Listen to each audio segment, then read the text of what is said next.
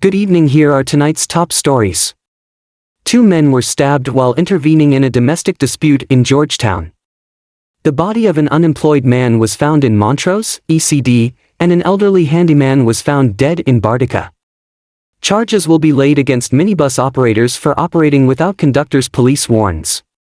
The Ministry of Labour has launched an investigation into a workplace accident at the Vredenhoop Shore base.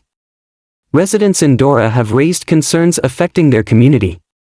Stay tuned for the details of these stories. Please remember to like, share and subscribe to our channel for more news. Charges for minibus operating without conductors. In a recent episode of the television program Traffic and You, the Guyana Police Force, GPF, highlighted the critical regulations surrounding minibus operations, particularly emphasizing the legal requirement for conductors. This directive aims to bolster passenger safety and ensure adherence to public transportation laws. During the program, Sergeant Virgil Paris clarified the specifics of these regulations, noting that the necessity of having a conductor on board depends on the minibus's seating capacity and the driver's licensing. Drivers of 14-seater minibuses are permitted to operate without a conductor, provided they hold a conductor's license, Paris explained. However, for 15-seater minibuses, it is mandatory to have a conductor with a valid conductor's license. Failure to comply with this requirement can result in the driver being charged. The role of conductors is crucial in managing passenger dynamics, ensuring orderly boarding and disembarking, and assisting the driver in maintaining road safety standards. In the absence of conductors, passengers must often open and close the doors themselves, introducing potential safety hazards. Despite these regulations, some drivers have persistently operated their buses without conductors, thereby violating the law and compromising passenger safety. This practice has prompted the GPF to reiterate the importance of compliance. Minibus operators are strongly encouraged to familiarize themselves with these regulations to avoid legal repercussions and to enhance the safety of their passengers. Two men stabbed while intervening in domestic dispute in Georgetown. In a shocking incident on Saturday night, Leroy Guyana, 46, of Albuistown, and Alonzo McLean, 48, of Independence Boulevard, were brutally stabbed while trying to assist a woman being assaulted by her boyfriend. The attack occurred around 9 p.m. near the GT Bar at La Penitence. According to police reports, Guyana and McLean were drinking at the bar when they witnessed Jason Lespoor, a 34-year-old porter from Albuistown, violently hitting his 29-year-old girlfriend, a security guard, outside the establishment. The two men intervened in an attempt to stop the assault, prompting Lespoor to draw a knife and attack them. Lespoor inflicted multiple stab wounds on both men before fleeing the scene on foot, heading eastward. Public-spirited citizens rushed Guyana and McLean to the Georgetown Public Hospital Corporation, GPHC. Medical officials have listed Guyana's condition as critical, while McLean is in stable condition. Both men remain hospitalized and are receiving ongoing medical care. Guyana suffered 5 stab wounds to his back, each measuring approximately 6 inches, a severe stab wound to his right side chest resulting in a collapsed lung, and multiple stabs to his right hand. McLean was stabbed once in his upper left back near his shoulder. Police have conducted searches in the area and at Lespoor's residence but have yet to locate him or the weapon used in the attack. The investigation into the incident continues. This tragic event highlights the dangers faced by individuals who intervene in domestic disputes and underscores the urgent need for effective measures to address domestic violence and support those who step forward to help.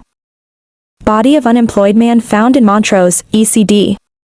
The body of Zahir Kareem Bacchus, a 49-year-old unemployed man, was discovered midday Monday in Montrose, East Coast Demerara, ECD, according to police reports. At approximately 12:40 p.m., an anonymous caller alerted the police in Regional Division for SC about a male body lying motionless on 4th Street, Montrose. A police patrol was dispatched to the location and found Bacchus clad in black shorts, lying motionless. A physical examination of the body revealed no visible signs of violence. Emergency medical technicians, EMT, were called to the scene, and a doctor subsequently pronounced Bacchus dead. The body has been transported to the Memorial Gardens Funeral Home, where it awaits a post-mortem examination. The police have launched an investigation into the circumstances surrounding Bacchus's death. Elderly handyman found dead in Bartica. Hanif Khan, a 74-year-old handyman from Baidarabo Road, Bartica, Region 7 Okuyuni Mazaruni, was found dead on Saturday. According to police headquarters, Khan passed away sometime between 10 a.m. and 12:10 p.m. on Saturday. Known to live alone and suffering from a lung infection and hypertension, Khan was a frequent patient at the Bartica Regional Hospital. A 16-year-old resident of Baidarabo discovered Khan's body while returning home. The elderly man was found lying motionless in front of his house, with blood oozing from his nostrils. The police were notified and promptly responded to the scene.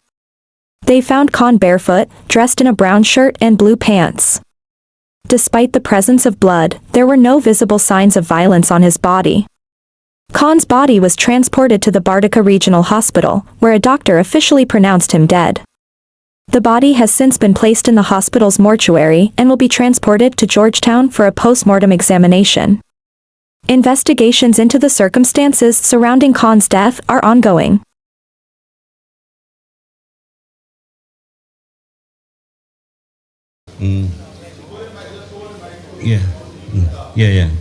Yeah, the road from the highway to the riverside here, both weather. Dry season, it is very more bad than when it is raining. In the dry season, our vehicles, we normally damage up. When we go in the sun, we get stuck up there and so on. So I would like if we can look at the road, do something to the road. That's one. And in the agriculture area now, I'm very happy that the excavator is here working.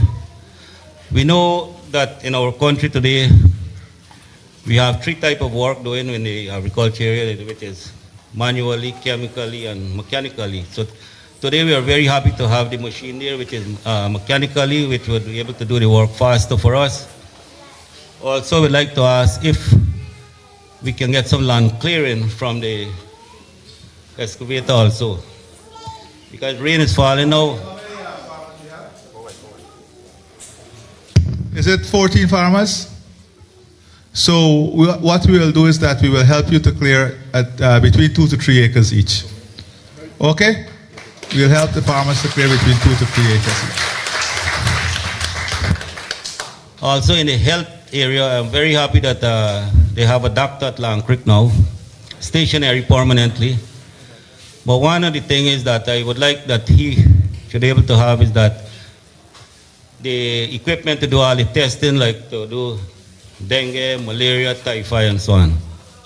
I think you only have to do dengue. Because I asked him personally the other day and he told me that you only have to do dengue. But Long Creek, the closest health center to Doro.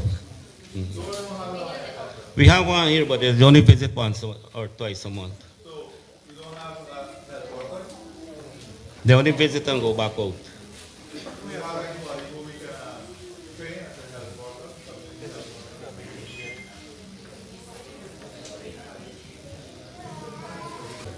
The vehicle cannot climb the hill. We got to drag the cane up the hill. Well, if you got boat, you can take it with the boat also. So that is some of my major concern. Also, land clearing, we need like 2 to 3 acres per person. yeah. So I just spoke to the Minister of Health. All right. We will try to put that medics and community health worker here. So we'll try to put a medics and community health worker here. In the meantime, whilst you guys try to find 2 persons from the community we can train as community health worker. Okay?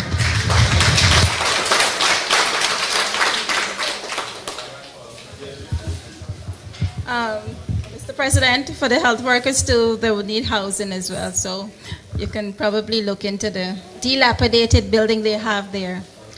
Great. Yes, we're going to continue. Anyone else has any concerns, ideas? That we looked at after.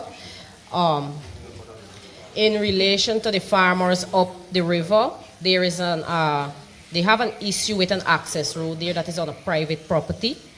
And I think it's someone by the name of Mr. Hack. That was the information that was given to me.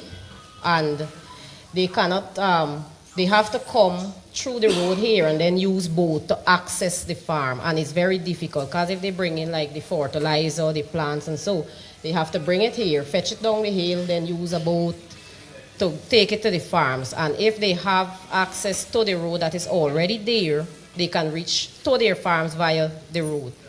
And it's like about 8 persons affected by this blockage of the access road there. So they would like to know if you can look into that for them, please. What's the price for you on the road? Swami, you want?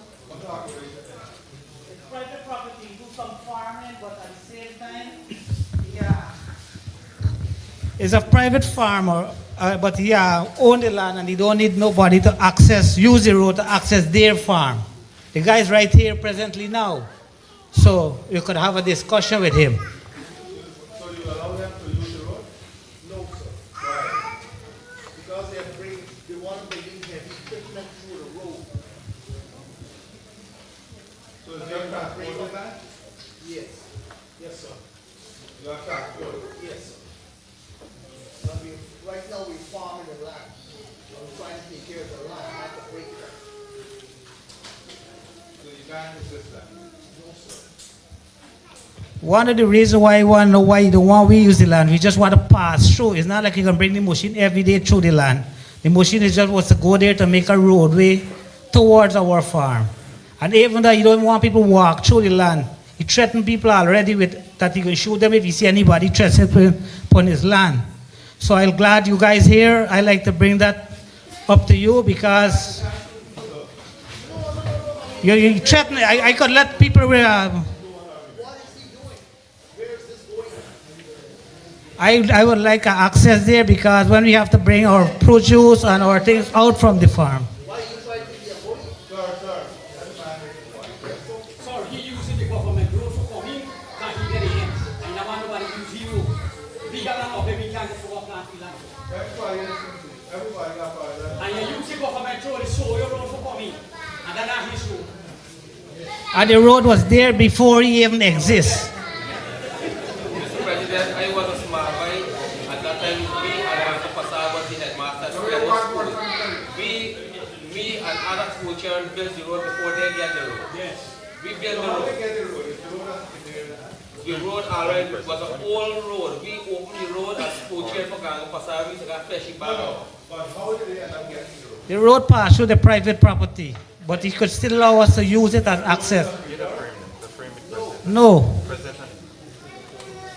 we can find ways to make it difficult to use it. You don't even want to walk the road, you block the road with a gate. The other issue I have, I'm interested to go into acro farming, but the only thing we need is just the machine to clear the ponds for us. No, we actually got to get the pond dig, but we don't got everything in place. We already have coconut on the ground. We got like 900 coconut plants growing there, and bananas and plantains.